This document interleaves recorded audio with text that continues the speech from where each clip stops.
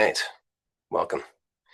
So last week I sent out an email that got a lot of response. So I thought I would explore that topic a little bit more in detail today, which is the topic of aloneness or loneliness. You might say that they're different. You might say they're the same.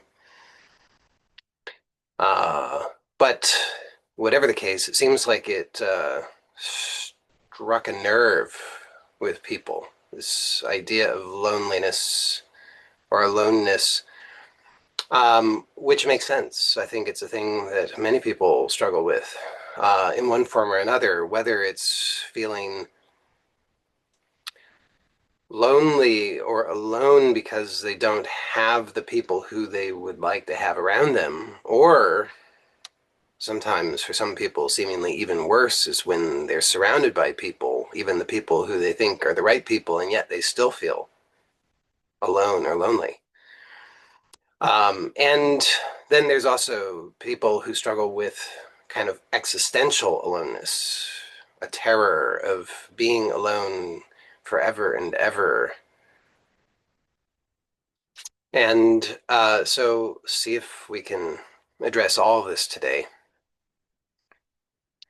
Um, because I think that struggling with aloneness or loneliness causes people to squander their energy and their time and their, well, I'll just say their time and their energy in search of something that they hope will make everything okay, but it won't. Because if you're looking for the wrong thing or in the wrong direction, you're never going to actually end up with what you want. And actually, I would suggest to you that if you start with the idea that you're alone or lonely, then you're starting from a false assumption. And it can't lead to anything other than more falseness, which would be inevitable suffering. So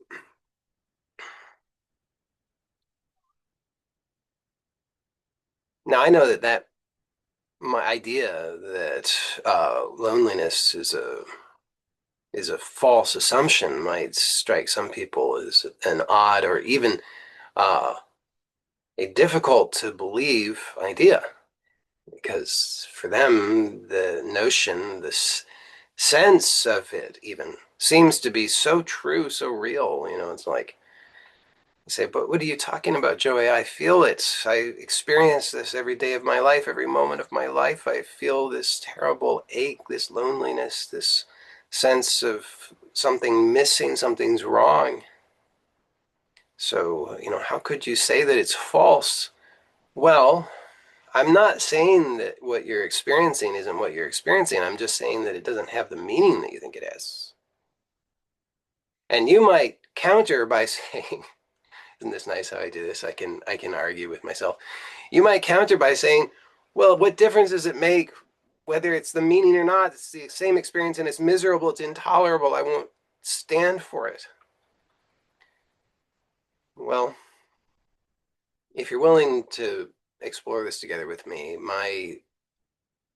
uh, my belief is that you will discover, certainly you can discover, it's possible for you to discover that there is a difference and it makes a big difference, and that it's actually possible for you to never, ever, ever, ever again in your life struggle with loneliness or aloneness, not because you've walled yourself off and you've made yourself, this, island of invincibility. Nothing will ever touch me. I'll never be alone. I'll show them. It's not that kind of thing, but actually be from a place of, here it is, from alone to all one. Isn't that nice? That's possible. It's really possible. And I'd like to explore that with you. So if that sounds good to you, then we'll get started with that. And if it sounds not good to you, then I'm sure you can find some better entertainment somewhere else. Um, so if you think about it, how would you know that you're alone? I mean, you could. I'll just use the word lonely because I think it's a little clearer in this context. How would you know that you're lonely? You would know because of what? Because you experience something, right? I mean, you're not just calling it that for nothing. There's an experience, isn't there? Say, I feel lonely.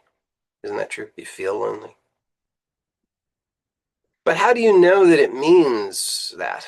I mean, there's a feeling, but how do you know that it means lonely? Now, how do you even know what lonely means? I mean, well, how do you know that the feeling is a problem? You could call it lonely if you want, but how do you know that it's a problem? Somebody says yearning for someone or something. I mean, how do you know though? How do you actually know? You could keep telling stories about it, but how do you actually know? Somebody says, I tell myself you are lonely. There you go. Now you're getting to the heart of it, right? There's a story, there's a narrative that goes along with it. And that narrative is constructed of maybe sounds or mental images, things that you say to yourself or hear in your own mind, things that you see in your mind's eye. Now, it might happen really fast, and it might be so habitual that you don't even notice it at first. But if you really pay attention, you'll start to notice that it has to be true. Because just whatever the experience is, whatever objectively seems to be happening,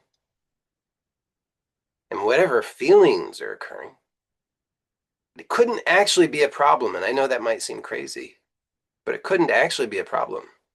It's not possible for it to be a problem because the things that are happening, so-called objectively, it is not by definition is not the stuff of a problem. The stuff of a problem is what you are doing subjectively. You've never experienced a problem objectively. You've only experienced subjective problems. I can know that that's true because by definition, a problem is a subjective experience. Now, we tell stories and we have a lot of the time there'll be social agreement about certain things, say, well, this is a problem, that's a problem, and we'll nod our heads and say, oh, yes, it is, yes, it is. You know, oh, woe is me, I have no money. Oh, yes, that's a big problem. Oh, woe is me, he or she doesn't love me anymore. Oh, yes, that's a big problem. We can have that kind of uh, agreement, but it doesn't make it true. It's just a story that we tell ourselves, and if we get a lot of other people telling the same story, then it somehow deludes us into believing that it's true, but it's not actually true. It's just a story. So we have the whatever seems to be objectively, if you can ever really get to such a thing, but let's say seemingly objective facts. So you could say, well, nobody understands me. I don't know how you could even know that, but it seems like nobody understands me. Seems like nobody cares. Um, Everything seems to be like, no, it's just an empty, hollow existence. You could maybe as far as it goes, maybe there's some objective facts backing that up. But to call that a problem is a bit of a stretch.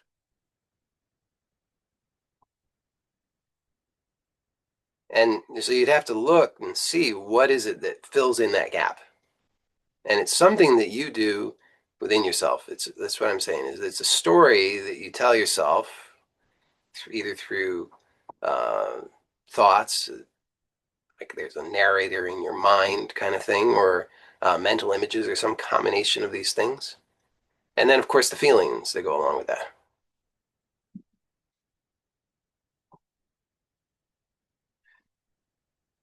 So now the idea that loneliness is a problem is a common narrative. Apparently, it's even been described as an epidemic, which I think is a misunderstanding of the word epidemic. Pretty sure, but that's for another day. Uh, but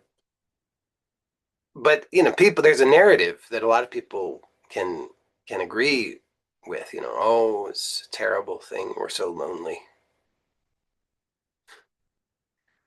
They can commiserate about how lonely they are, which is kind of hilarious, really.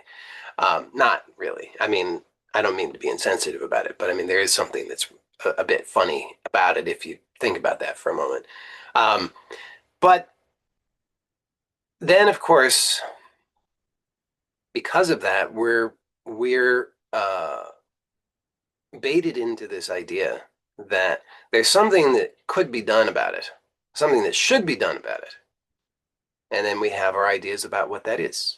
And it depends on the particular type of loneliness that you experience, right? So if you experience the loneliness and you say, oh, it's the loneliness that I don't have anybody to hold close to me and to, you know, lie down in bed together. I don't have that. I don't have anybody to eat meals with. I don't have anybody who I can tell my sob stories to who will, tell me it's all going to be okay. Then you have that particular variation, and then you think, well, the obviously the remedy for that is, get that person, right? So we're allowed to believe, we allow ourselves to believe that that's the solution. So I'm going to fix my problem. I'm going to get somebody. Of course, once you get somebody, you've got another problem. Hard to know which problem is worse. Um, but then you've you've got the other variation of that, which is that you've got plenty of people around you, but they just nobody understands, nobody cares. That kind of loneliness. There you are. You're with your supposedly loving, adoring family and friends and colleagues and whatever else, and you still feel totally alone, and nobody cares or understands. So then whatever there's variations on how you're going to solve that problem. Depends what kind of things you subscribe to. But maybe you're going to make friends and influence people. Is that how that Dale Carnegie's how to something make friends, and it's not make friends, how to something and influence people. You could subscribe to that particular approach. You're going to gain power and influence, and that's gonna do it for you. Or it could be that you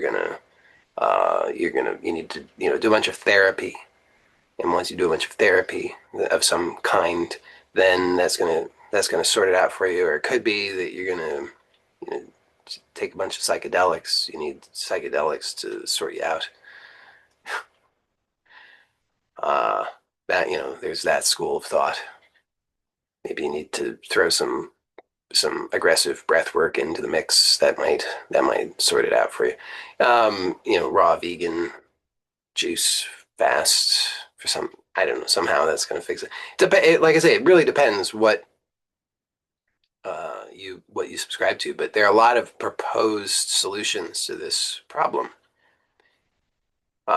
Some of which make no sense at all, and some of which seem to make some sense in some way, but none of which actually ever work. Now, I'm not saying that you might not temporarily be able to experience some distraction from the whole thing, because certainly you can have that. And that's part of the problem, too, in a sense, is that uh, if you're able to push some buttons and levers in your life, and then you seem to get some result that you say, well, gee, that seems nice. You get the person, And you say, oh, we're meant for one another, and it's so fabulous and fantastic, and we're never going to leave one another, and we're never going to betray one another, and we're always going to be here for one another. And for a little while, and you're like, this is great until it's not.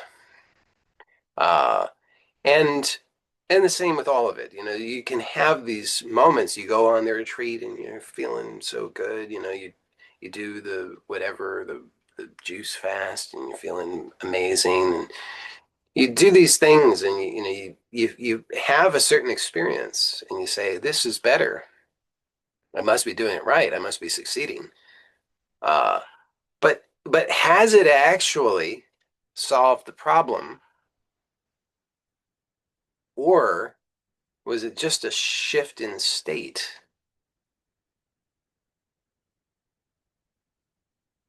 I think it's just a shift in state, and state changes. That's the nature of everything in this experience, in this reality. Things are always changing.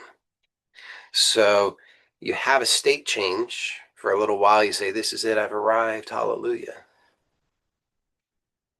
And then, and then at some point, it's, "Oh no, oh no, here it is again. I'm so lonely." So this is every time I say the word lonely, a different song comes to mind because it's like there's so many songs that have been written about loneliness. So I know it's been a thing that's been troubling people for such a long time.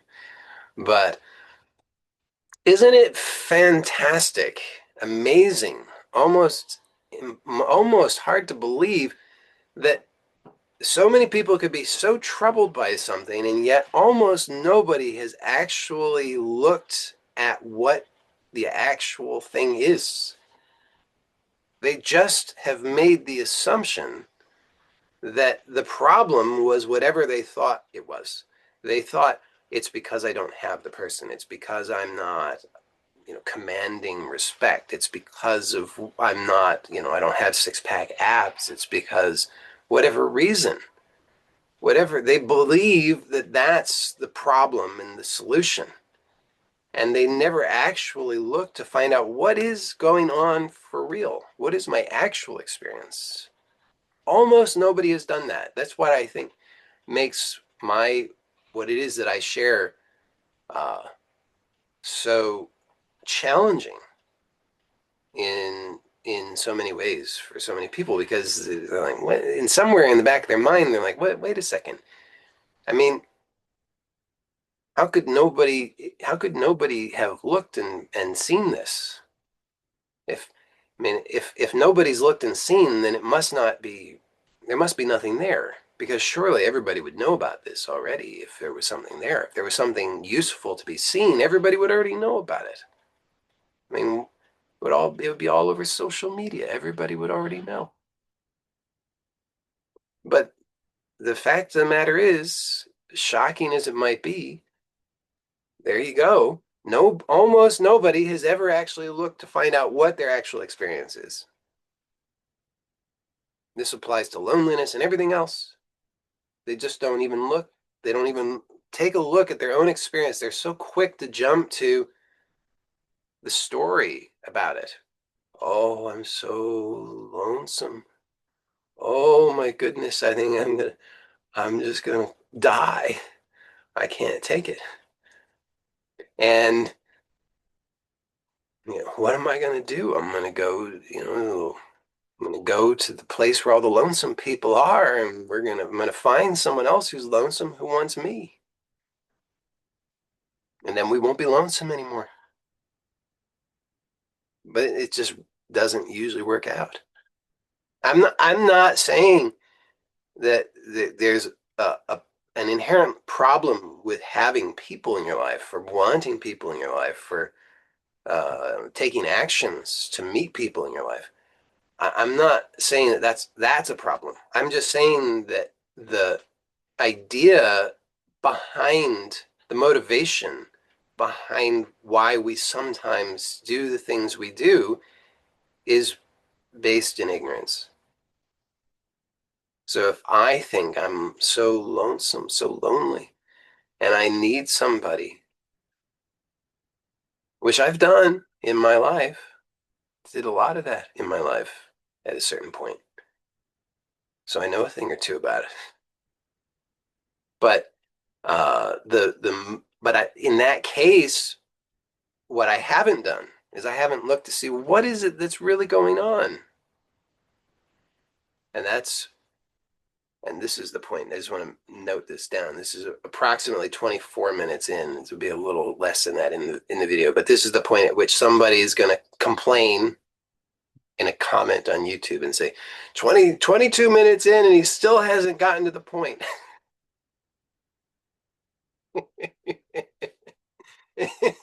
And if that's the kind of thing that you're looking for, then oh my goodness, good luck to you. It's not it because this is not like, you know, here's the bullet points and now you're done. This requires your active participation. You have to be curious. You have to actually start to look and find out for yourself, gee, is it true? Like, look at your own experience, review the things that have happened in your life, and just notice that you didn't actually, in those moments, you didn't actually notice the truth of what was happening in your experience. You were instead focused on the story about it. And it makes a big difference because it makes a huge difference because the story, sometimes the story is it's a great story. Seems nice when that's happening. But inevitably, the story is going to flip flop. So at some point, you're going to have, oh no, woe is me. And so if you haven't practiced actually making that distinction between the story and the actual experience, then you're likely to get sucked into those negative narratives and mistake them for reality. And then you're going to think, I'm so lonely. And then you think you got to do something in order to fix that problem. And you're going to spend a lot of time and money and energy trying to solve that problem. And I know some people are saying, "Oh, but you haven't really addressed the existential aloneness problem yet." I'll get there. I have. It's the same thing fundamentally, but if I forget, you can remind me, and I'll specifically speak to that in a few moments. But the essence in every case is to actually start to distinguish between the story and the actuality. So you could notice, okay, there's the story. The story consists of, like I said, there's like a narrator in your mind that's telling you something. And or they're mental images. Because there's no problem right now. There is an absolute impossibility of any problem right now. And I know some people will think that's hard to believe, and they'll say, well, Joey, you just wait until you're in a lot of pain and tell me there's no problem. But there's not a possibility of a problem right now.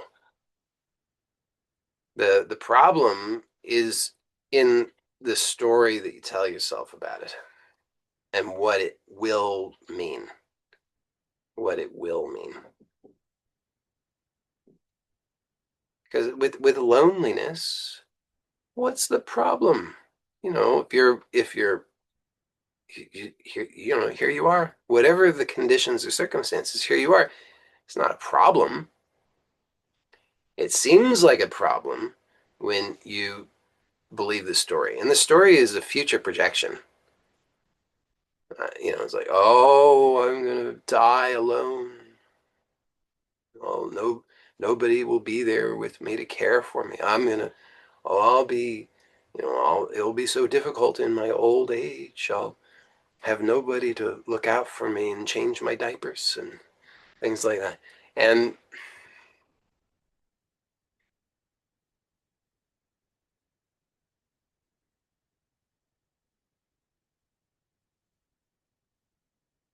or all the other people, it's fear, fear of missing out kind of thing. All the other people are having such a good time. They're so happy, and look at me. In comparison, I'm so unhappy. No, you're not. No, you're not. Not unless you tell yourself that. But in this moment right now,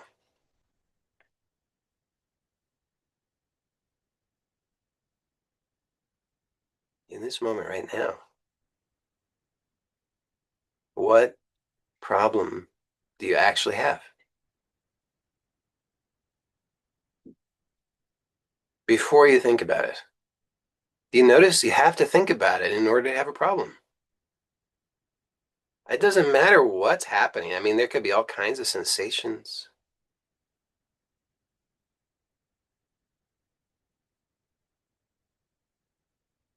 And those might be sensations that you're accustomed to thinking are a problem. But none of it is actually a problem until you start thinking about it. And it's not even a problem then, but it starts to seem like a problem when you start to believe those thoughts.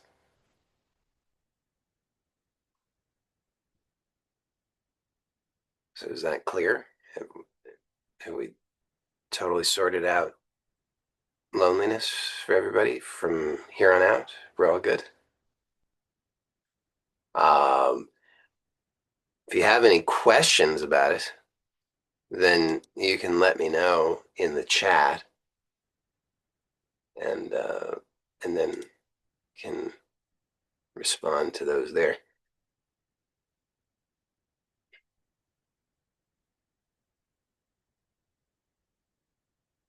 Somebody says social norm is family, children. That is or was the narrative. So those not fitting that role feel lonely, outcast, not normal. Loneliness leads to aloneness. Now, in aloneness, for me, I feel positive. Hey, that was an interesting spin at the end. Nice. Yeah, I mean, of course, there's social norms, social pressures, expectations, all kinds of stuff. Uh, you know,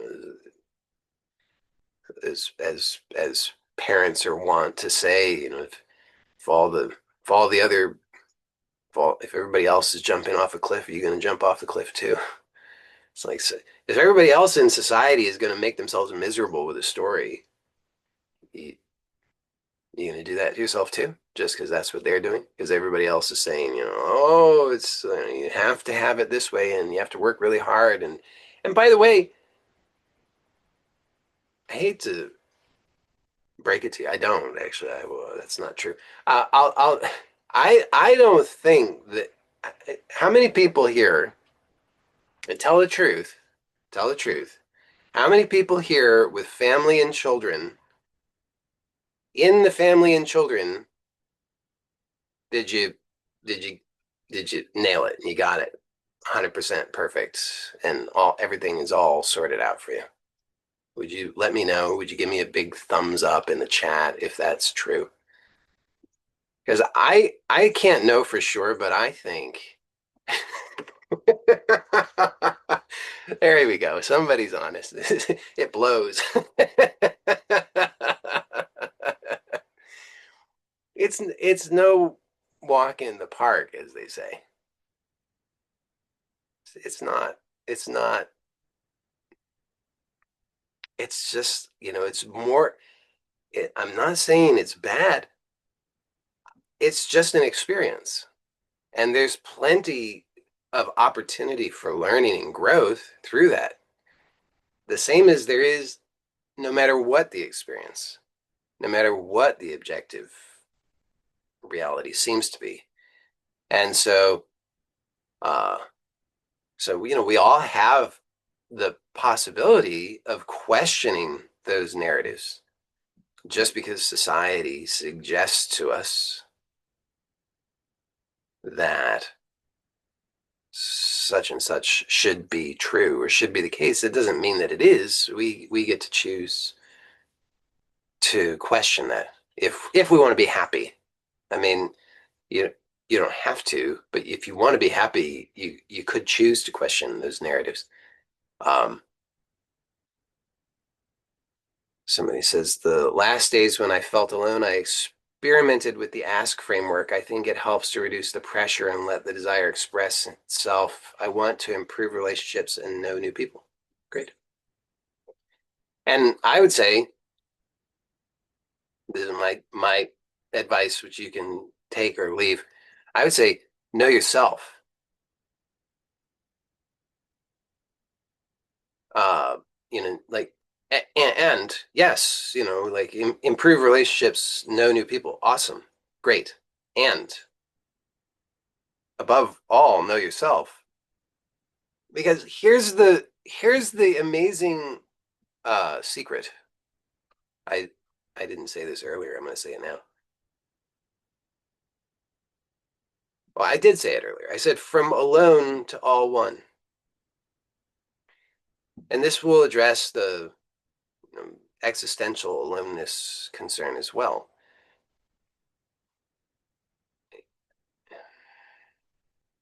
I mean, let me make sure I can say this in a clear way.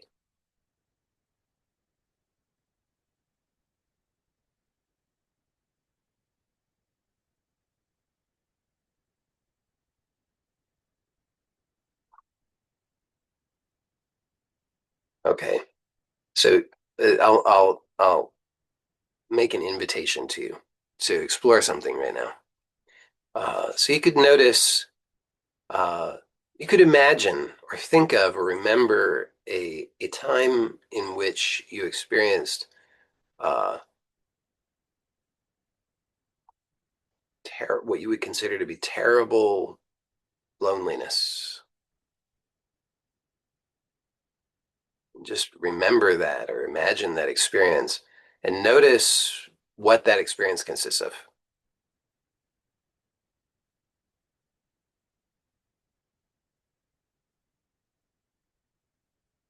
And then you could imagine or remember an experience of great happiness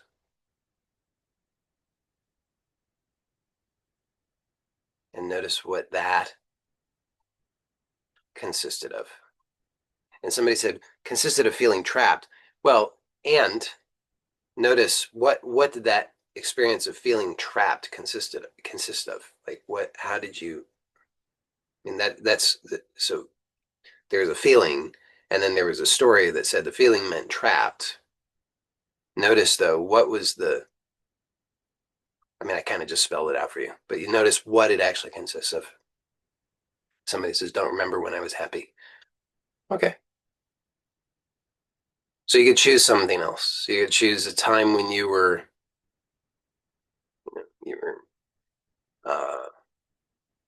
bored, or where you were stoned, or where you were hungry, or where you were uh, horny, or whatever. I don't care. Some experience.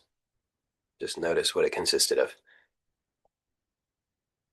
Somebody says consisted of sensations around the chest area. Somebody says a piece. Okay. So you could do this with any kind of experience, whatever you call the experience.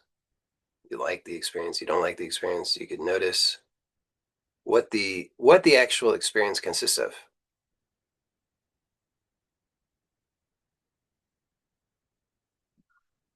And then notice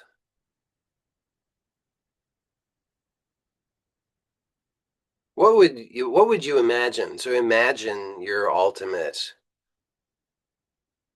what it is you're looking for, whatever that is that you're looking for. I have no idea what you would personally call that, but whatever that is, just whatever it is that you're looking for, whatever that experience is, whether you call that like bliss or happiness or oneness or peace or freedom or whatever you call it. Uh, Imagine that and notice what that consists of.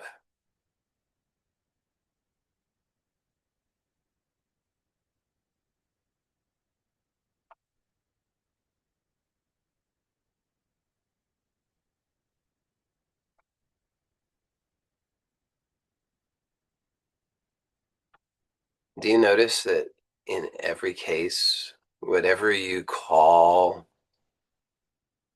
the experience, if there's an experience, if you conceive of an experience, then there's a sense that there's an experiencer, somebody who's having the experience, and then there's the experience, and then there's an act of experiencing. It seems like that's the case.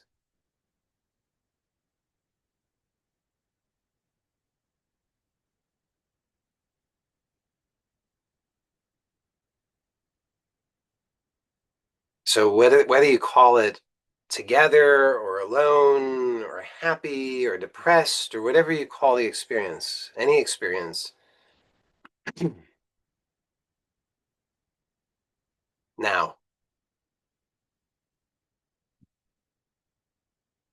what happens if for a moment, just for half a second, uh, you notice what is here before you think the next thought?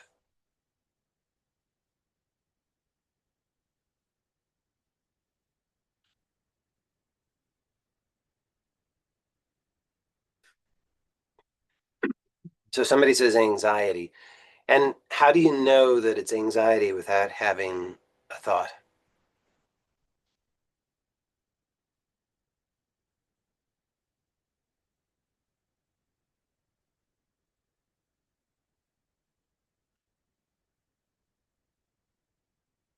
See, the habit, you notice the habit is to go to the thought. You don't stay with what's before the thought, you go to the thought, which is normal because this is what a mind does. It's oriented toward things. So it's constantly seeking out things, inventing things.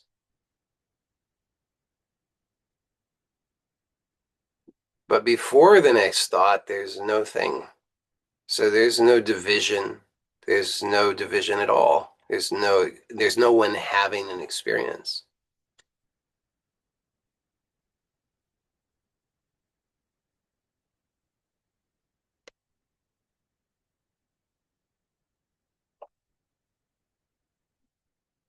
This is like it's the most to the mind is the most boring thing possible because it can't, there's nothing there for it. It's just chomping at the bit. Give me another thought. Let me at least think about this.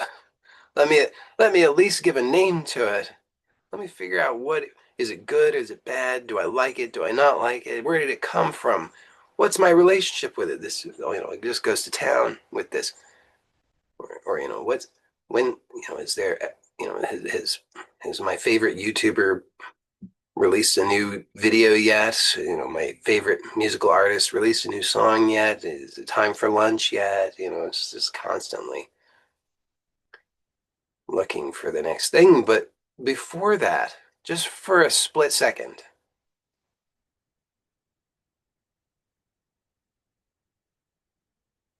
is there any division?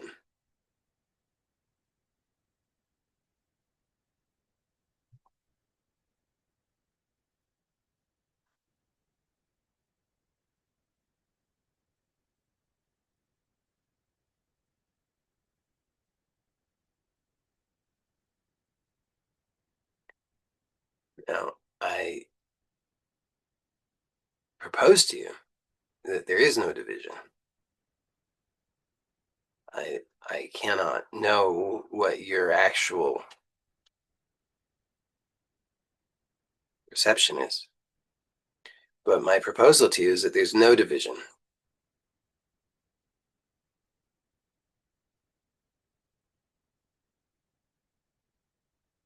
And if that's true, how could there be aloneness? Aloneness requires that there's more than one. The people who have this existential aloneness issue, we'll say, no, no, no, no, it's not like that. It is. Notice there's still a thought. There's still a thought. There's still a narrative that says, I am going to be alone. I am alone. I am alone. I am alone. Who's alone? You. I'm alone. I'm alone. It presupposes that there's something or someone who is alone that is separate from something else.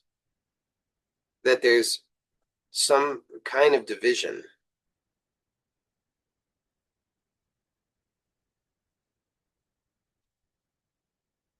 This is why I said from alone to all one.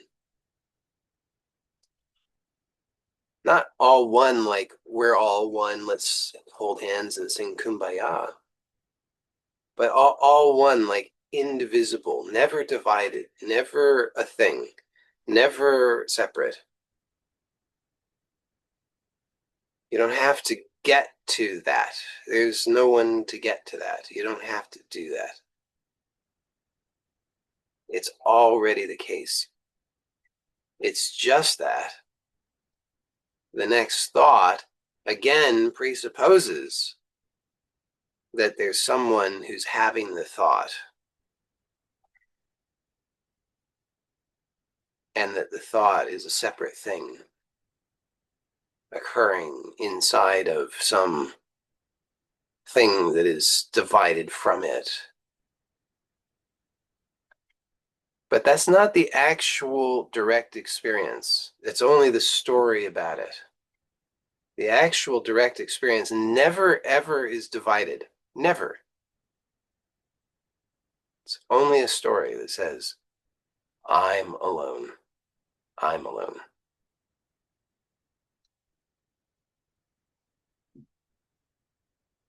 And think about this.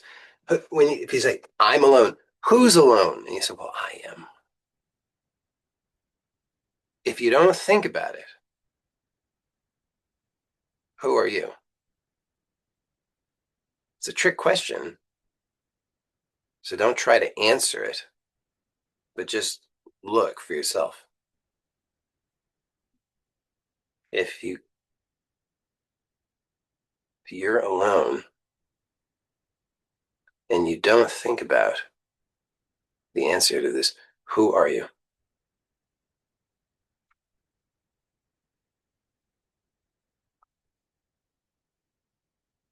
The whole the whole basis of alone and lonely is false. It's built on the false idea that there's a division. There's no division. There never was.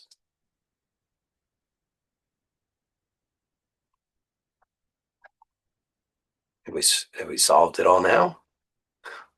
Did we, let me see what else we got here. So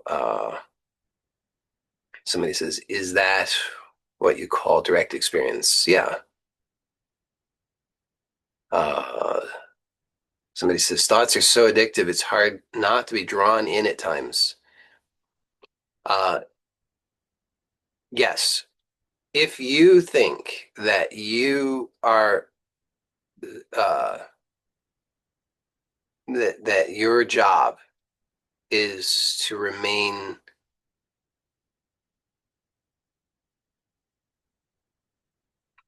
uh, not drawn in to thoughts, then it's almost inevitable that you will be. Uh, but if you instead investigate to find out, is there even, see, notice the the story behind that is still a story of there's somebody who has thoughts.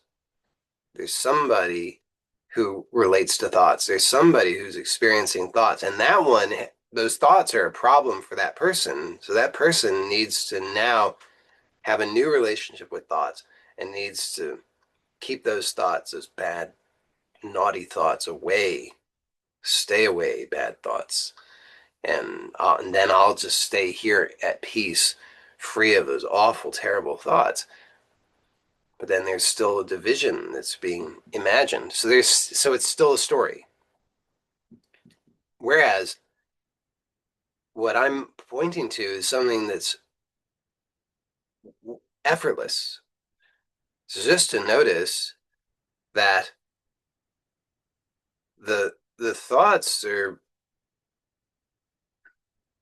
like a mirage. So it's not that there's nothing there. It's just that it's not what it seems to be. And if you go, it's like if you go chasing after the mirage because you're trying to get a drink of water, that's not going to work out very well. Uh, so it's same with thought. If you chase after it, you've already bought into the narrative, which is that there's someone who's uh, needing to change something in relation to the thought. Somebody says it feels like physical sensations that I then label, but the primary impetus is a physical feeling. Yeah, okay. So there's a so there's so physical sensation, physical feeling. I'm not sure I would make a distinction, but if you make a distinction between the two, you can clarify that for me. But I would understand it as just physical sensation. And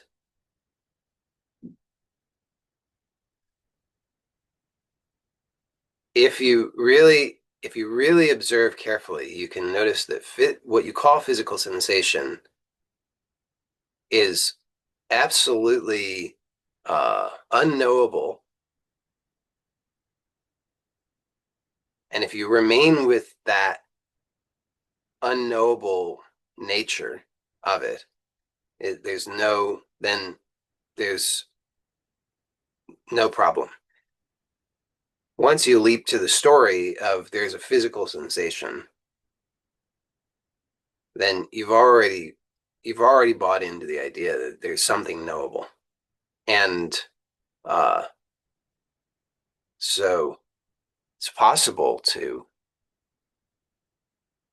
uh, notice that you are actually always free of that narrative.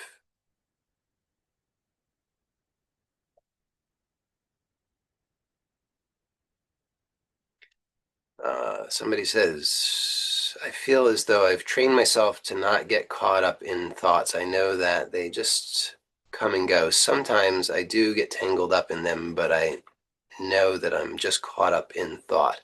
Am I missing anything here? Uh, no, I mean, that's great. And so I mean, that's a useful strategy. So to recognize that, uh, I assume, I could be wrong, but I assume that this was um, a strategy that you developed because you realized that at some point that you were suffering as a result of not having that sense of uh,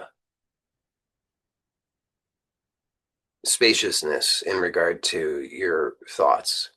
And so this strategy or this practice of training yourself not to get caught up in thoughts has, I assume, been a useful strategy for you that's given you some benefits, which is fantastic. And uh, all that I'm pointing to here is is not necessarily meant to be a replacement for that, but rather it's to recognize that uh,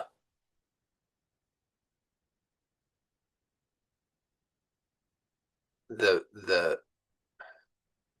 uh, sense. So there's a presupposition in that whole setup, which is that there's you and there's your thoughts, and you can get caught up in your thoughts. And I'm pointing out, I mean, I'm inviting you to discover, to investigate whether that's actually true.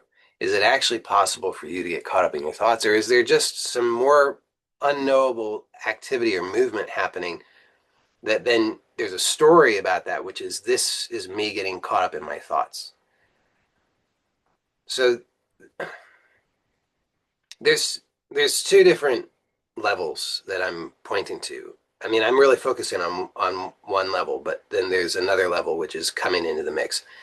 So at one level, you have strategies. You say, okay, there's me and there's my thoughts, and there's a relationship between me and my thoughts that's not really, I'm not happy with. I want to change that. You develop a strategy, you make that change. It seems to give you better results. Awesome, great.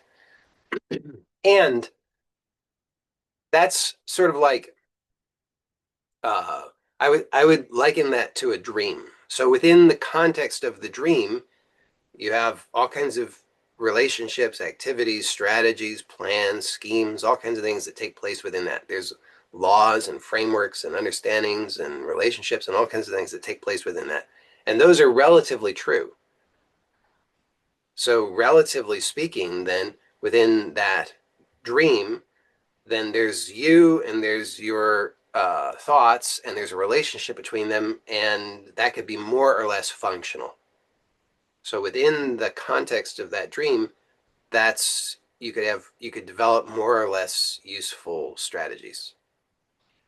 And then what I'm also pointing to is that, let's say, transcendent of the dream, that there's it's like if you have a dream at night, then all kinds of things can take place in that dream. You get in a spaceship and travel to planet Zafu, and you eat sandwiches with the mayor of the big city there, and then you get paraded around in their big car, and then you get put in prison because it was all a big setup, and that's a dream. It's like it has its own logic and rules, and there's a whole world there. When you wake up, though, uh, hopefully it becomes apparent that none of that actually applied to you. It was taking place within you, but it wasn't actually happening to you. You didn't actually travel to planet Zafu and eat sandwiches with the mayor.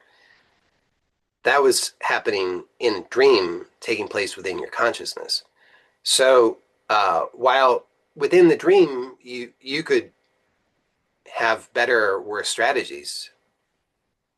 You could say, "Oh, I'd like the ham and cheese sandwich," or "No, I'd like the peanut butter and banana sandwich." You could make those distinctions. You could choose different things within that dream. But once you wake up from that dream, then you realize, well, I didn't eat any sandwich.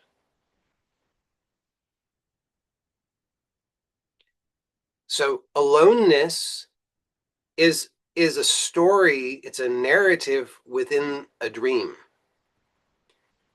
Within that dream, you say, I am this one and I am all alone. Woe is me. I'm going to end up, alone, unable to change my own diapers, and, and Social Security will be kaput, and I don't know what I'm going to do.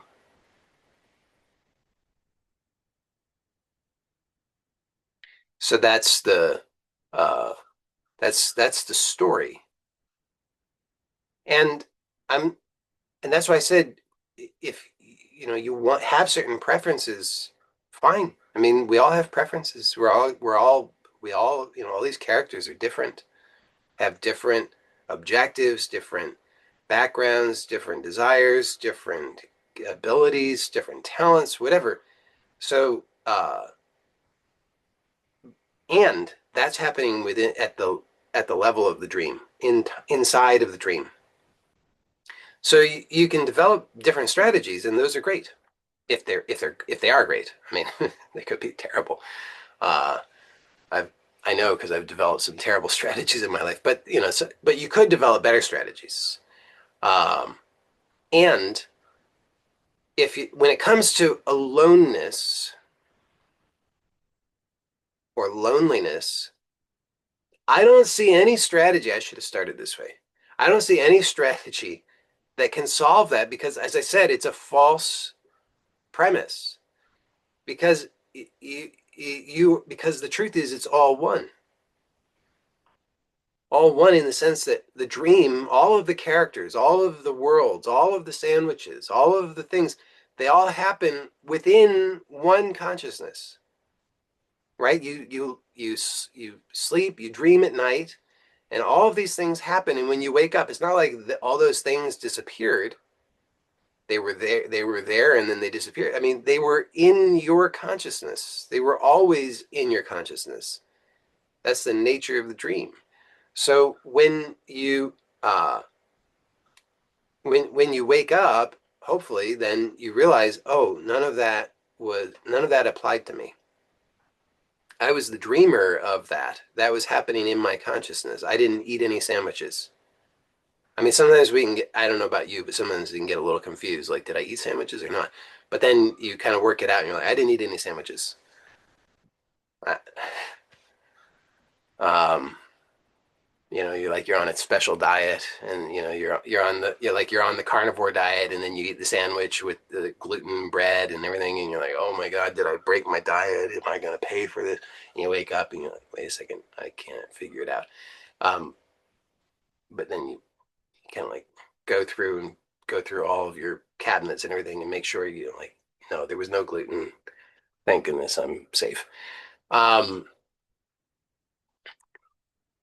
so with aloneness though, how like what is going to solve that? Within what strategy is going to solve that? How are you going to solve that? You're going to like merge with other people? You're going to, like surgically get stuck together? That won't be enough. You're going to like neural circuitry between your nervous systems. That won't be enough either. You'll never be enough together to have what it is that you're looking for within within this level, the level of the story. Because just think about it for a moment. As long as you say I am something and there is something that is not me, then the setup is there for I am alone. There's something that I am not. Therefore, I am alone. There's something else. If there's something else, then you say, well, maybe that something else is something that I should have access to. Therefore, I'm alone. So what I'm that's why I'm proposing that when if you struggle with this loneliness or aloneness, rather than, and I'm not saying that the strategies within at the level of the narrative might not give you better or nicer or less nice circumstances. There's that. Um, if you can, if you don't want to be homeless and toothless under the bridge, and you can manage through choices that you can make to not be homeless and toothless under the bridge, and that actually works out better for you, then great, big thumbs up. And that won't actually, whatever things you do are not, it will never actually, those strategies will never actually completely remedy this aloneness matter, because it all eventually will come to that existential aloneness issue. So at first it's like I'm alone, I need other people, and then you get other people and you're like, I'm still alone, even though I've got all the other people, nobody understands me, nobody cares. And then eventually it leads to, for people, especially like intellectually oriented people, then they're like, oh my God, I'm all alone. It's like Jean-Paul Sartre kind of thing. It's like the people just become, they're like so alone And so the remedy for that is not found at that level. Then somebody says what will resolve all. That's what I'm proposing. It's not found at the level where we're accustomed to looking. You're accustomed to looking at the level of the story, and at the level of the story always presupposes that there is somebody who's having an experience. Therefore, there's a separation, there's a division, which is why you cannot bridge that gap at the level of the story. Because anytime you tell a story, there's the one who's telling the story, and then there's the one who's who's hearing the story, as it were. So you're always creating a separation at the level of the story, not a real separation, but the perception of that. And if you're identifying as some character in that whole process, then aloneness is an inevitable part of that. And therefore, the solution to that is at a different level, a level transcendent, which is the level of uh, prior to the narrative. So you could just notice that right in this moment, before the next thought,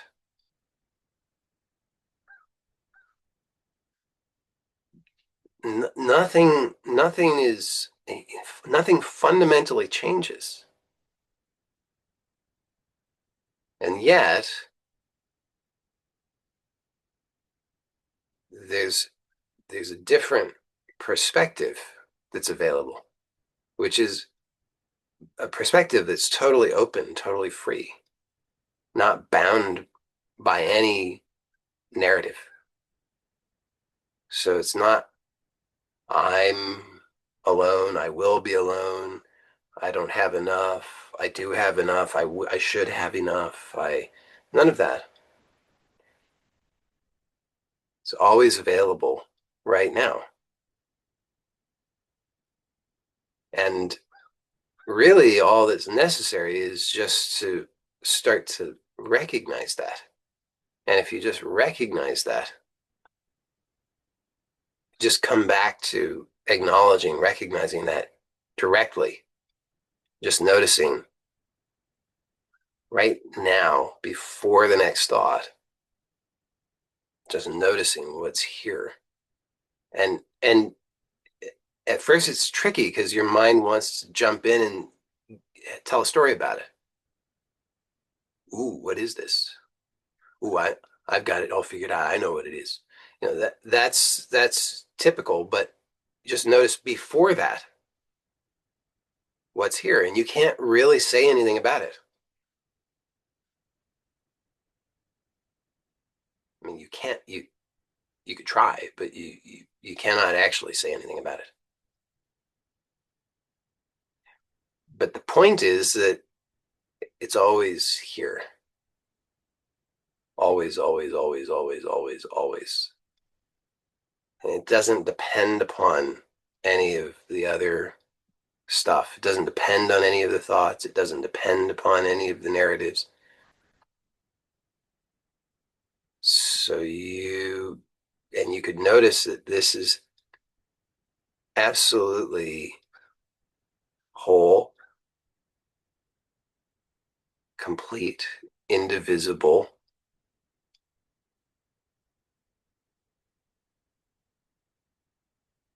It's only when the next thought comes that the idea of division appears, but prior to that, there's no division. So there's no possibility of aloneness or loneliness.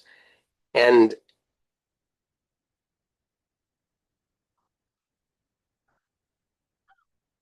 if you notice, everything emerges from this and returns to this.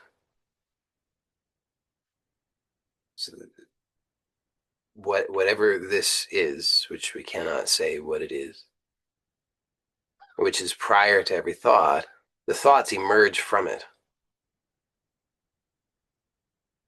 And every thought returns to it. Every mental image emerges from it, and every mental image returns to it. Every sensation emerges from it, every sensation returns to it.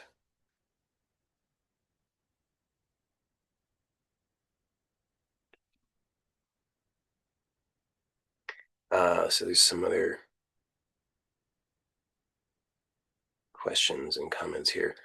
All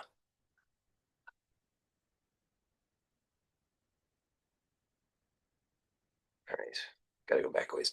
Um, So we've got, I don't get what you mean by physical sensation being ultimately unknowable. Can you enlarge a bit on that, please? What is unknowable versus knowable? Say, sorry to be pernickety, but I'm really trying to understand. Yeah, so you, I should be clearer about this. So what I mean is that uh, you cannot actually capture it in thought or with an idea or an understanding. That's what I'm really saying. So, I mean, if you try to find the beginning and the end of a physical sensation.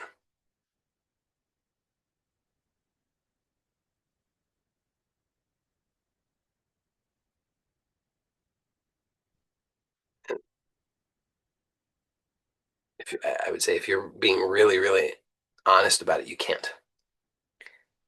And that's what I'm saying is that it's ungraspable in that way. You can't actually get anything.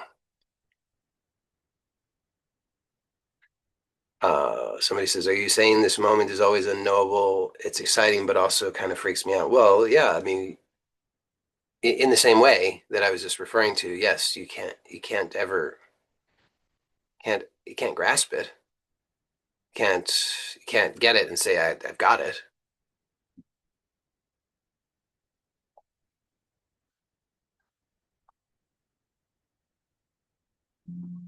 Um, more, but they disappeared. Okay, I gotta go back.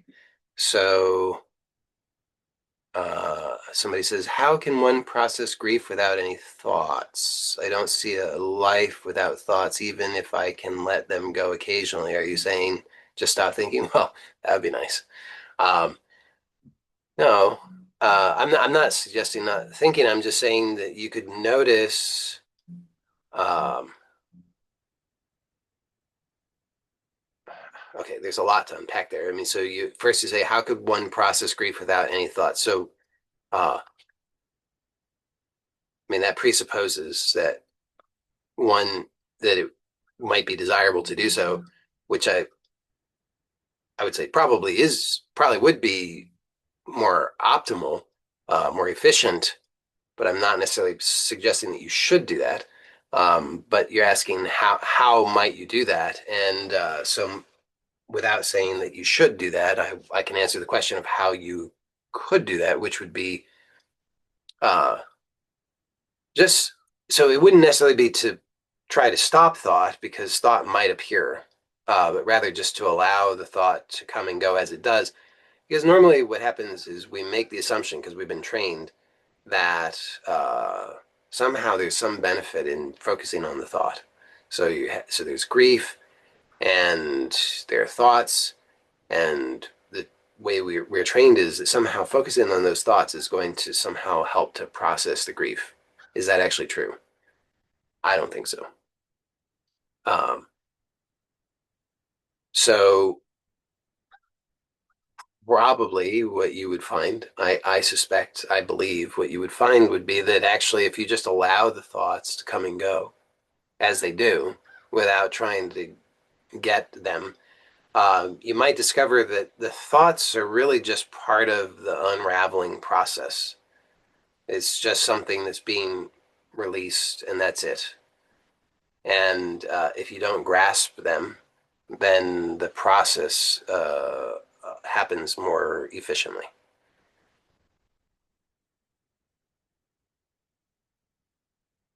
Somebody says, "How can we transcend the dream?" Well, you already are transcendent of the dream. That's the point. I mean, the character that you mistake yourself to be is a character within the dream. Uh, the same as when you have a dream, when you have a dream when you're lying in your bed. Uh, from the subjective experience, you're not actually lying in your bed, but I don't know how else to describe that. The classic kind of dream. Um, there's a character that you probably identify with in the dream. But when you wake up, hopefully it's clear to you that you were not that character. It was just uh, basically, it's just a point of view. But because that point of view has some characteristics which seem to be persistent, the tendency is to identify as it. But it's just a point of view. So same is true now. There's a point of view which is you identify as this as a character and you think you are that. But it's not actually true any more than it would be true that you would be the character in the dream. So uh so you don't need to change that. It's like that point of view is there. Rather, it's just to notice what it is that I've pointed out, which is that you can notice that uh all of this is actually happening just like a dream. And you could allow it just to flow in that same way. So you could just allow the thoughts, sensations, and all the rest to occur without trying to get hold of it. Somebody says, "How can I know that?" I'm not sure what that is referring to, so you'd have to clarify. Uh, Somebody says, "How did you come to this realization? Did you sit down and just observe yourself, or did you learn it from someone?" Both. I mean, this is uh, pointed out, um, is first pointed out. I discovered the teachings of Papaji, which led me to Gangaji and then Ramana, and trying to just think of others who were significant, um, others along the way. But then just required, for me, it required a lot of investigation. Um, so I don't know if that answers your question, but that's the best I can tell you right now. Somebody says, so when we find or better recognize this unity, this the oneness, every problem we are looking solution for gets resolved instantaneously, any inner or outer conflict, grief, etc. Uh, hmm. Well, yes. I mean, in the sense that, I mean, think about this. So, uh, I mean, every night, assuming that you sleep at night, every night, uh, the uh, whatever problems you are having, you think you have, whatever is going on in your so-called outer waking reality, uh, vanish during that time. So those problems are actually specific to the waking state. And so the instant that you transition from that, then those problems also vanish. So, for example, in this instant right now, before the next thought, isn't it true that there's no problem? So there's no outer conflict, there's no inner conflict, there's no grief or anything else before the next thought. The challenge, of course, is that a lot of the time we leap right back into the habit of grasping at the next thought, and so then we perceive that we have the problem again. Uh, and it's a bit of a, this is a bit of a, so if you were, there's, and I've talked about this before many times about there are different paths. And one path would be for the renunciate who would take this to the extreme and who would just, sit in the cave, or not necessarily in a cave, but a cave is a prototypical sort of place that a person would do sit, and whatever, who cares what happens? They're indifferent to that because they've made a choice. They're no longer going to be involved in this dream. But that's not where most of us are at. So then there's another path, which is where we're going to do a bit of a balancing act. So we want to have good, we want to have effective strategies, and we want to master I would say master our ability to consciously dream this dream. Um, and at the same time, we want to know that we are independent of the dream. So, uh, so for us, we we're not going to go sit in a cave and be totally disengaged. So there's a like a balancing act that goes on. So the what it is that I'm sharing today about loneliness and aloneness and the remedy for that is, if you think about how much of your energy gets consumed by problems that you cannot resolve at the level where you try to resolve them. So loneliness, aloneness. This also applies to safety. People who want safety and security. It's like, how will you get that at the level of this world? And you won't. What amount of safety and security will be sufficient for you? Because you can say, well, 100%, but what does that mean? Because it's like it never seems to be enough. You can have all the things. You do all the things. You work out, CrossFit, and you eat the perfect, according to you, diet, and you breathe only pure air, and you bathe in mountain streams, and uh, you do all the things, and you have gazillion dollars, and you have a fortress built around your nature preserve where you live, and all the things. It's still not enough. So that's another one of those situations where trying to solve that problem at this level won't work. But a lot of energy gets consumed trying to solve the problem at the level where you can't solve the problem.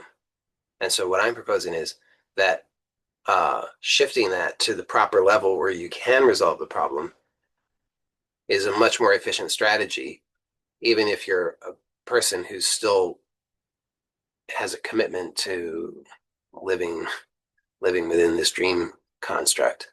Uh, because then you free yourself up to be able to invest that energy into what it is that you want, instead of trying to solve problems that you can't solve at that level. So if you're trying to solve existential loneliness, or you're trying to solve safety and security at the level where you cannot solve that, then all of your energy gets consumed by that, and you don't you don't master utilizing your creative energy to create what you want.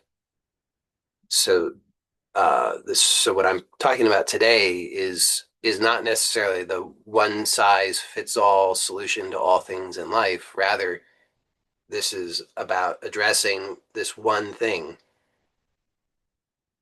in the way that it can be addressed effectively, and that will free you up to be able to use your energy in the ways that you actually want.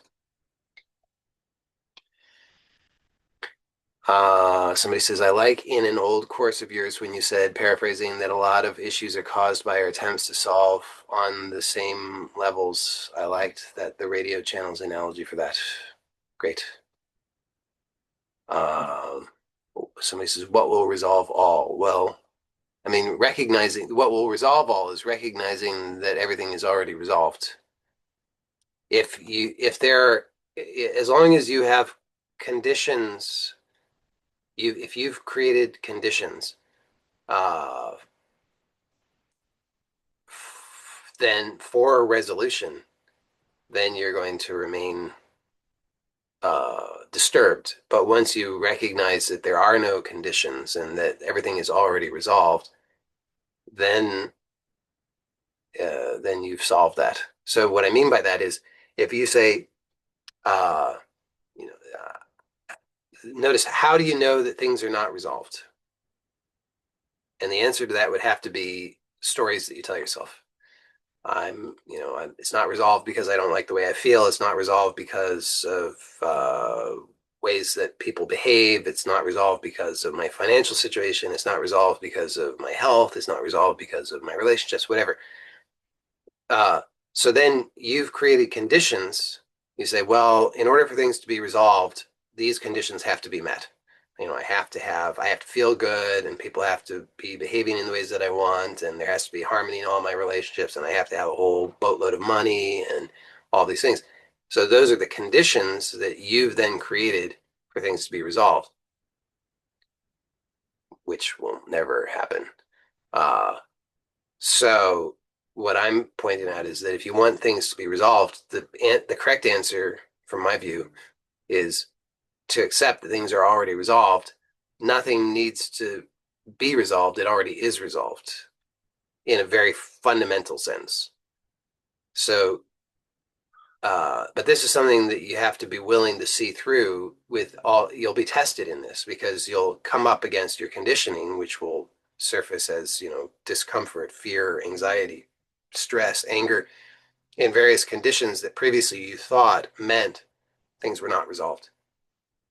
So if you don't have the money, and you previously thought you needed the money in order for things to be resolved, and then you still don't have the money, and then you have a choice. You could choose to continue to cling to that, in which case you're affirming that it's not resolved, or you could choose that even though these conditions are presenting themselves, still everything is resolved.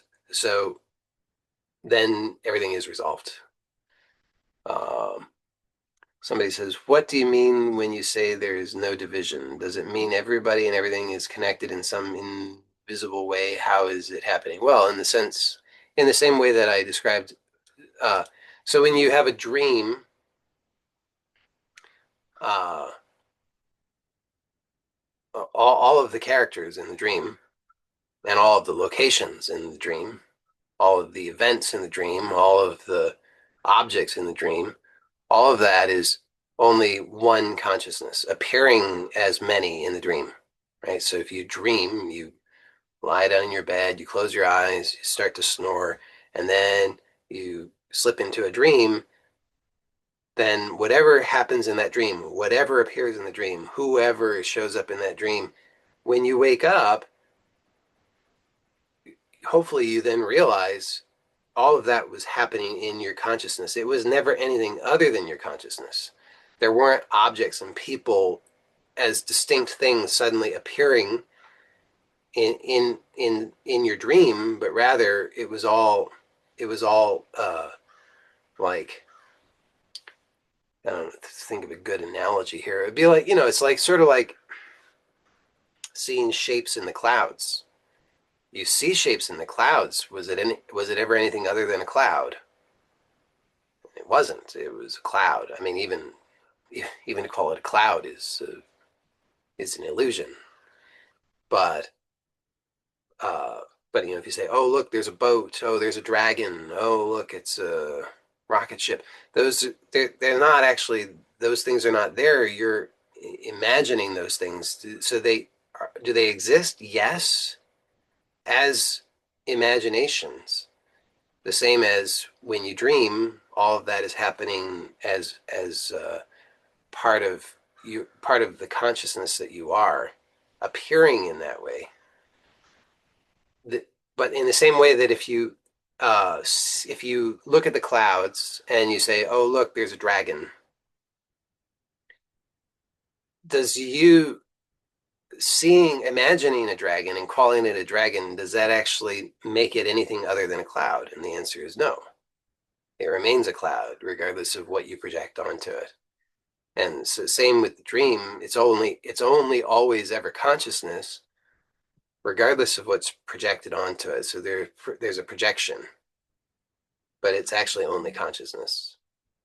So in that sense, it's one consciousness. It's undivided. It's never anything other than that. But there's a projection that appears as a dream. And I'm just suggesting that that's the same holds true at the level of the waking state as it does for the dream. And you can just investigate that for yourself and notice, like, is there any, do you have any way of knowing that anything here is other than consciousness? Like, is this different than a dream in any fundamental way?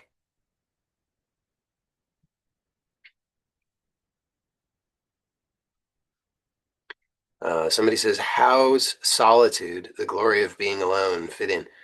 Uh, well, it's a much more uh, what would we call it? Much more enjoyable way of perceiving something, and it depends. So if solitude is an experience that somebody has, then the same basic setup is there, which is that there's somebody having that experience of solitude. In which case, then there would be at some point it would seem almost inevitable that there would be an intrusion upon that solitude that would be perceived as a problem. So, and that's only because the basic setup is there of there's somebody who's having the experience, and therefore it can be mm, negatively impacted.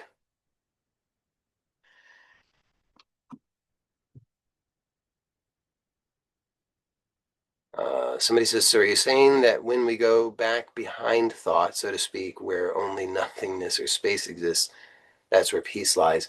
Uh,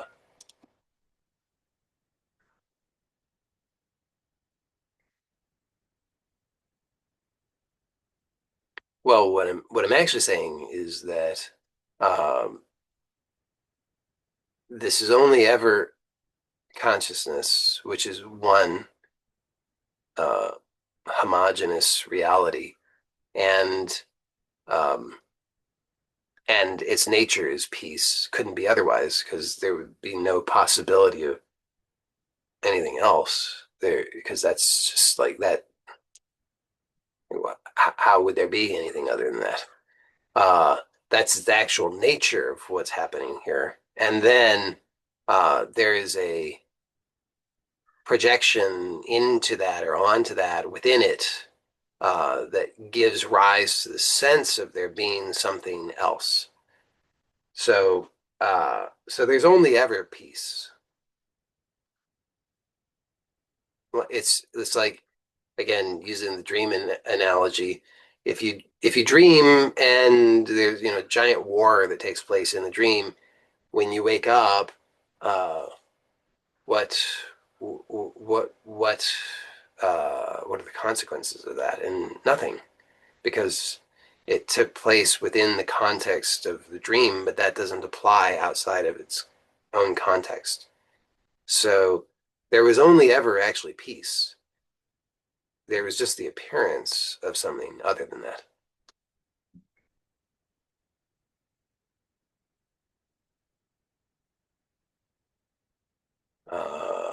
Somebody says, in regards to just allowing it all to flow, how would you recommend finding the balance between just allowing and aiming at focusing on goals slash intentions? Uh, well, as long I would say as long as it's a good question. So number one thing would be that anything that you don't anything that you can relatively easily let go of is not yours. So that's useful to know. And this is why I make the distinction between authentic and borrowed desires. So a borrowed desire is a desire that you have taken on uh, from your environment, where your parents, your teachers, your friends, whatever. And those are the those are relatively speaking, those are relatively easy to let go. So if you are, if you said just allowing it all to flow. So if you just allow it all to flow, and then the desire is flows away, then or dissolves, then you can know that's what a relief, good news. That's not yours. You don't have to deal with it. If there are desires that continue to come up strongly, then it's probably wise. Like I said, if you unless you have absolute clarity that you are a renunciate, which you're not, because you wouldn't have internet access if you were, uh, then it's it's probably a good idea for you to do this balancing act because if because you probably aren't you might find it challenging to completely accept and allow everything. So you might want to address those desires that are not easily let go of. As an example, if you were a renunciate, you would not be you wouldn't need to feed the body, so it wouldn't be a priority. If you're planning on if you're but if you're planning on having much of a life in this world, then you probably want to feed the body. So if you're having that desire to feed yourself, to feed your body, then you might want to address that. And similarly with other desires that uh, don't easily aren't easily let go of. So if you have a desire to have money, if you have a desire to, have a nice home, if you have a desire to, have a vehicle, if you have a desire to have harmonious relationships, things like this, then those desires are probably desire. I would recommend that you uh, write them down because you'll gain clarity about what desires are actually yours. Put them in order of priority, and then address them using whatever means or tools that you have available to you that help you to most efficiently get uh, results with that. Somebody says that thing that you really want in your life that comes from your soul is find after you empty yourself of all this narratives and the character you have created.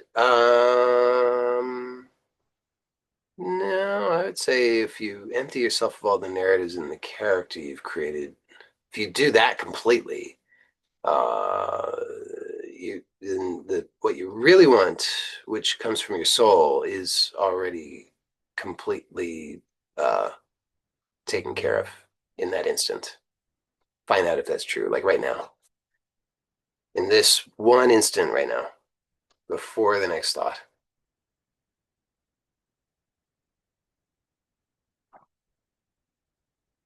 What you call it, what you really want in your life that comes from your soul. Isn't that already fulfilled? Don't you have to think about it in order to come up with something that you want fulfilled? So I would say but again, this goes to that distinction between if know yourself. So if you're a renunciate, then you take that all the way to the bank. You just say, well, this is amazing to know that everything that I'm looking for is already here. I don't need to do anything for it. I don't need to go anywhere. Uh, so that's a possibility. But if you're like I say, renunciates, generally speaking, don't have internet access. So since you're here, that's probably not you. Therefore, um, those like I say, there's a balancing act. So you have so in the moment when you're I don't know if it's say empty yourself, but in the moment before the narrative and the character, which is happening moment to moment to moment. You just pay attention and notice. Everything is it there's a pattern to this. You can observe it. Uh, it appears and disappears and appears and disappears and appears and disappears because the thoughts are not it's not continuous. The thoughts are are appearing and disappearing. And so there's an appearance and disappearance of the character and the narratives. So you can in every single moment you can be aware of that and then uh so so that's before the arising of the narrative and the character and then there's the narrative and the character and that can be refined. That's what I'm pointing out is that that can be refined by letting go of whatever is not actually part of this stream for you that's authentic. Somebody says, when I am awake, there seems to be a kind of awareness, like as self-reflecting awareness that isn't there in a dream, or is this a misperception? Well, there's definitely, uh, yeah, I mean, there are distinctions. Like you can generally speaking, uh, there are certain distinctions to be made between the dream state and the waking state, but they are uh, not trying to think of a good way to describe this. The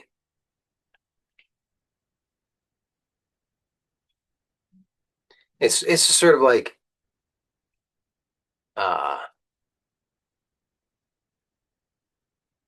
it's a matter of degree rather than of being totally different things. It's just like a matter of degree. So one in there tends to be more of a kind of lucid quality to the waking state than the dream state. However, um, and I think that's probably what you're referring to. But that lucid quality is not the same as actually awareness, uh, as I would use the term, because most of the time, I'd put it this way: it's not that lucid quality does not is not the same as actually being conscious and present. In order to be conscious and present, you have to slow down. You can be conscious and present in the waking state. You can be conscious and present in the dream state. You can be conscious and present in the deep sleep state. Uh, Being conscious and present is independent of the state. It's just that different states have different qualities that are highlighted in them. So the waking state does have more of that lucid quality, but it's not the same as being conscious and present. Somebody says, I quite often dream about being me. Also, other members of my family, my sister, dad, in a different, unfamiliar body. Are they still me or a previous version of me, or who are these characters? Well, uh, the same as you.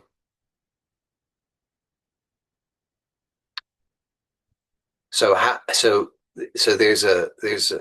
an aspect of uh, there's a function of consciousness which is a function of saying I am. What people refer to as the ego, and that whatever that attaches to or associates with, by virtue of that association, the habit is to then think that's what I am. But that's it. So that function attaches to something, like it attaches to a particular story, body, mind, habits, and then the tendency is to believe I am that. I am this thing. I am this body. I am this person. I am this story. I am this history. And that can, but then that applies within a dream to different characters. But the element that's consistent through that is the function of I am. So it whatever it associates with, the habit is to mistake yourself to be that. And then whatever else is associated with that, the tendency will be to uh, believe that those relationships, like in this case, family members, that somehow those are your family members, whereas in fact, it's only because of that function of I am. So uh, that's the main thing. Did we sort out loneliness for everybody?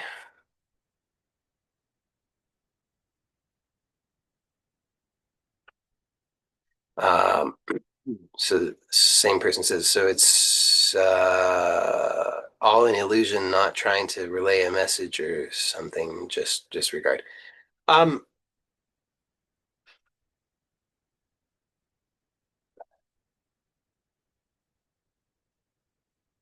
I mean, yes, to the first part, it's an illusion. The part about not trying to relay a message or something, um,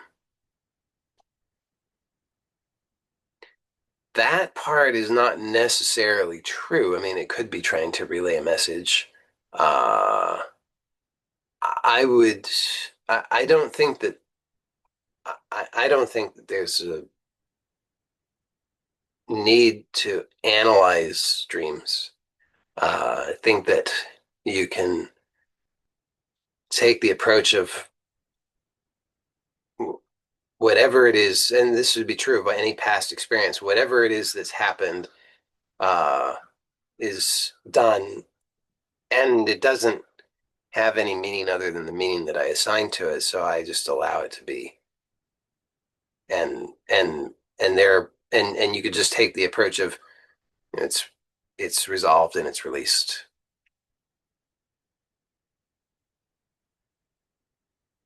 Somebody says this session ends at what time? Well, whatever time, I guess whatever time I decide to end it. Usually at around 1 o'clock my time, which would be 12 minutes from now. Somebody says, you suggest you can actually be conscious and aware in the deep sleep state. I have never experienced that and can't conceive what it might be like. Is it something you have to practice in order to experience? Well, no, you already are. It's just a habit. Again, that function, that egoic function, the I am function, um, is the is associates with objects, for lack of a better word. And then because of the habit of believing in all of that, then you think, I am that thing. So in the deep sleep state, there's really not much of anything for that to associate with. And so then the tendency is to perceive that you're not there. But notice that the you, the same, so the you who's here prior to any thoughts about yourself right now,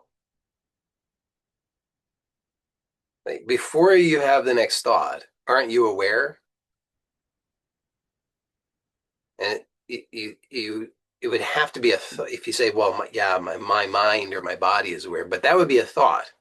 Before the thought about a mind or a body, there's just you here aware. Uh, not there's no form to that. There's no identity. There's no name for it.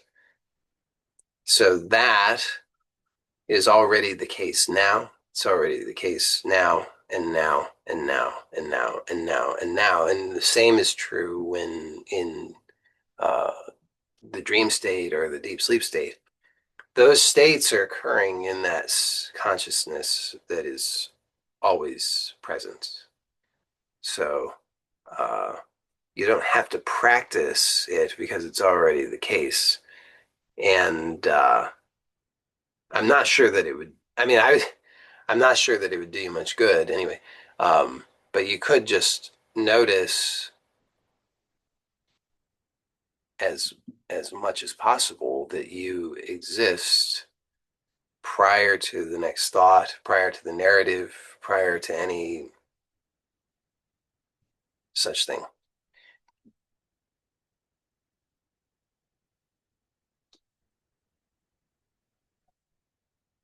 So somebody says that it was the aloneness was not resolved only if I go before thought. Well, yeah, but then it's resolved.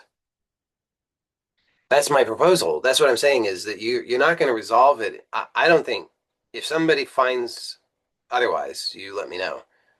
Uh, but I don't believe that you're going to resolve loneliness or aloneness at the level of the narrative. I think that it's only possible to resolve by acknowledging the fundamental oneness, which is already the case, and it doesn't. There's no possibility of aloneness. All right. Seems like we've wrapped up. One more. How to bring more effortlessness into this process as I feel that I have the tendency to tense. Well, that awareness is helpful.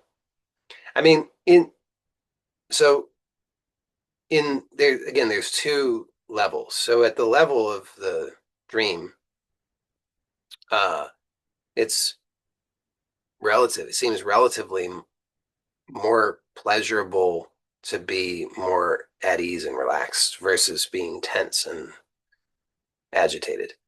So, uh, so at that level, bringing more awareness to how and when you are tensing can help to, as a strategy, to release that habit of tensing. Because if you think about it, tensing up is a habit. I mean, when like uh,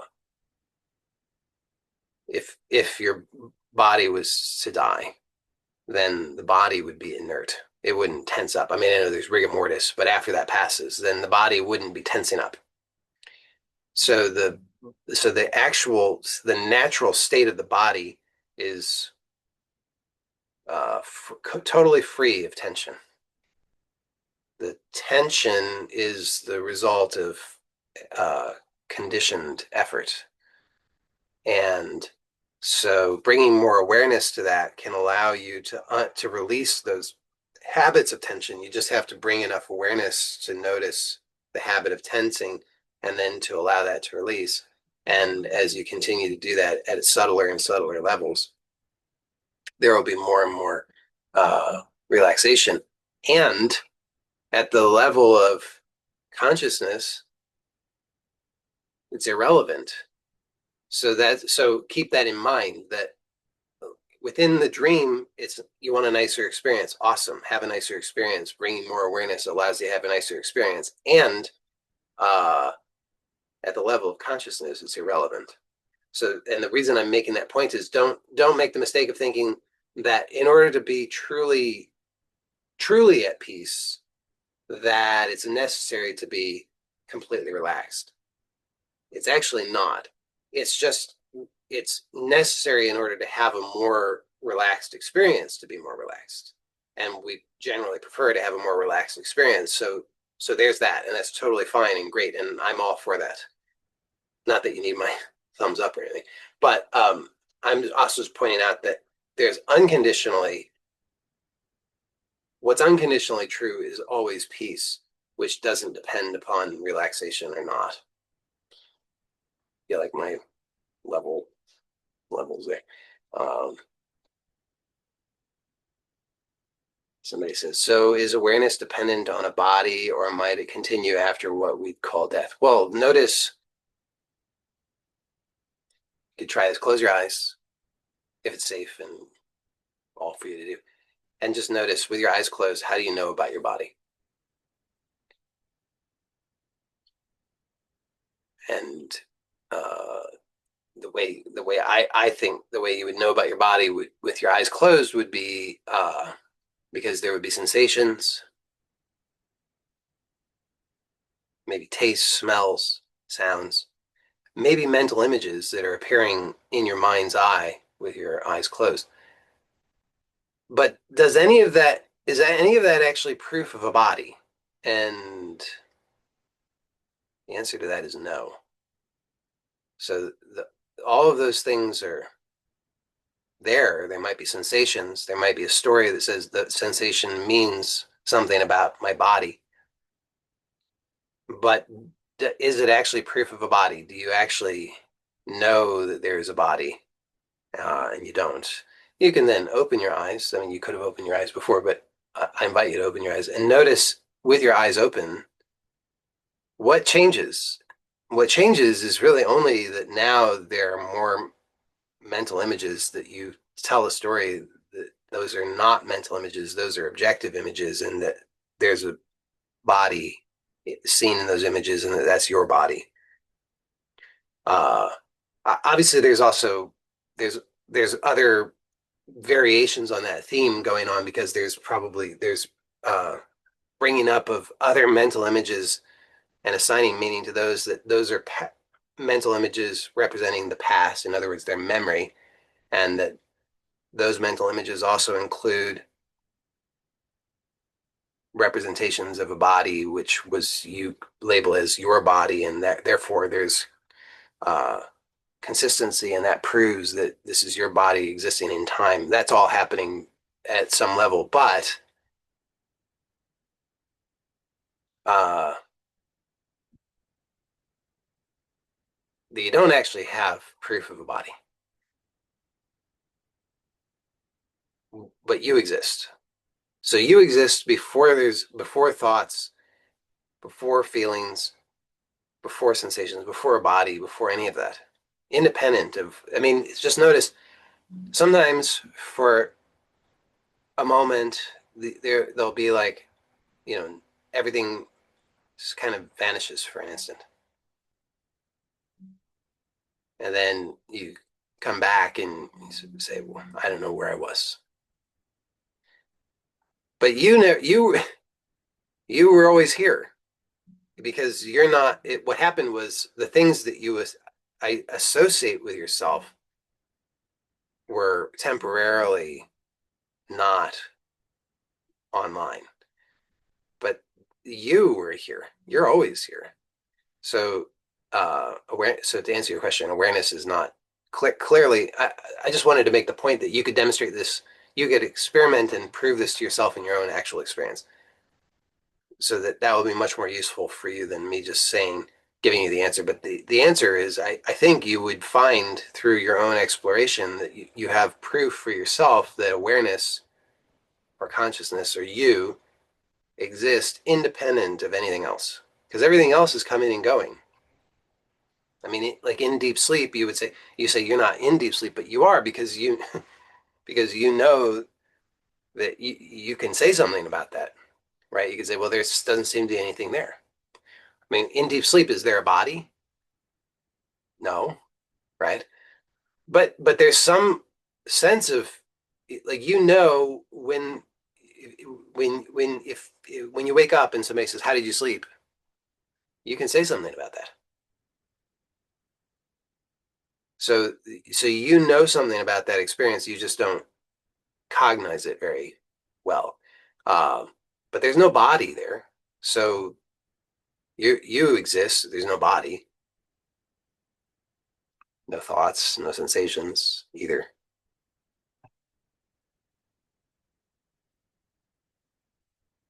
Somebody proposes to resolve the thought, choose another thought. Well, does that work? I would I wouldn't think so. Somebody suggests it's about getting out of our comfort zone. Life is not always 100% comfortable. Yeah. I'm curious, on a scale from 0% to 100%, how comfortable would you say life is on average? I, I'm genuinely curious to know people's response to that. Um,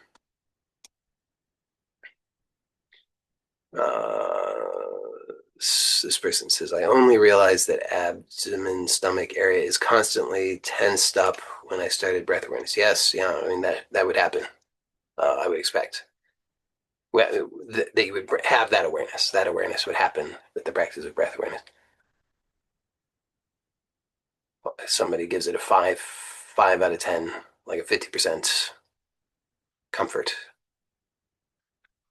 I wouldn't even, I wouldn't even 60%. Somebody says, nice. I constantly oscillating. Yeah. So that's, I wouldn't even, I'm with you on that. I wouldn't even know how to rate it myself. I think that's nice that some people know. Somebody says anxiety and depression mainly. Well, so the anxiety and depression, uh, it, if you, before, like, is it anxiety and depression before you think about it? And you can say no, because you have to think about it. There's just the raw experience, and then there's and then there's the whole. It's a very elaborate process that goes on. If you really observe, you notice there's you're comparing to past experiences, you're comparing to theoretical experiences, and then come up with a label for it, and maybe project things into the future. It's a whole process that goes on. But as you say, because you responded, say no. Yeah, I mean, if you just notice before you think about it, it's it's not it's not what you think it is, which can be. People can do a lot of weird things with this, not all of which are helpful. But one thing that you can do that can be helpful is to notice that if it's not what you think it is, then and what you tend to think it is leads you into an unhelpful direction, then it's probably actually much more helpful and functional to stay with the not knowing and be curious about that. You could stay with, gee, I don't know what this is. My habit is to call this anxiety and depression, but actually, I don't know what this is. Since I don't know what this is, uh, let me just stay open to discovering what's actually here and possible. So I think we'll wrap up. Thank you to all of you for hanging out, asking your questions, being curious, investigating, and I will see you next time. Take care. Bye for now. Blessings to you.